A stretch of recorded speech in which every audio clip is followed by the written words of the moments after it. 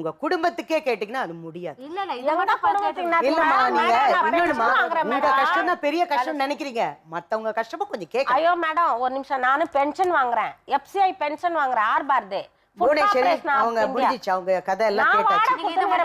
தையல் தெரியலம்மா, டெய்லரிங் தெரியல, அழகா வேலைக்கு பார்க்கலாமே. குழந்தைய பாத்துக்காத நம்ம பார்க்கலாம் என்ன பண்ணணும், புரியுதா?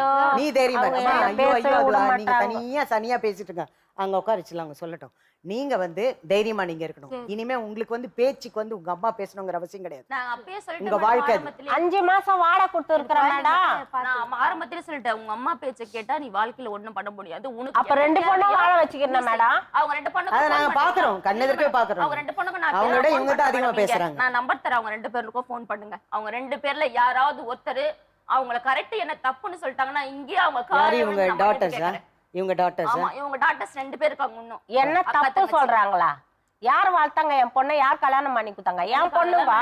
இல்ல அவங்க சொன்னது என்னன்னா இவங்கள யாராவது தப்பு சொல்றாங்க, அவங்க 2 பேரு டாட்டர் 2 பேரு சொல்ல மேடம். இவங்க சொல்ற அத்தனை உண்மை மேடம். நான் தான் தப்பு, நான் தான் கொழுப்பெத்து வந்தேன் நானா. ஆனா நான் உட்காந்துக்கிறோம் பேஷண்ட், இவளுக்கு எப்படி 4 மாசமா நான் வாடகை கொடுப்பேன், சாப்பாடு போடுறேன். ஒரு பால் சொல்லுங்க மேடம், பால் சொல்லுங்க மேடம், ஒரே ஒரு பால். அந்த குழந்தைக்கு 10 ரூபாய். 18 வருஷமா உங்களுக்கு டெய்லரிங் தெரியுமா? அந்த பொண்ணை பாத்துக்க ஏன் சம்பாதிக்க மாட்டீங்க? அது ஒண்ணு ஒரு நிமிஷம் 1 செகண்ட். அவங்க கிட்ட பணம் வாங்கி தான் நீங்க வாழணும். வாணா மேடம், நமக்கு சுய மரியாதை, என் கையில ஒரு தொழில் இருக்கு, கடவுள் கொடுத்திருக்காரு. நான் உழைப்ப மாம்பழம். சூப்பர், நீ பேசு.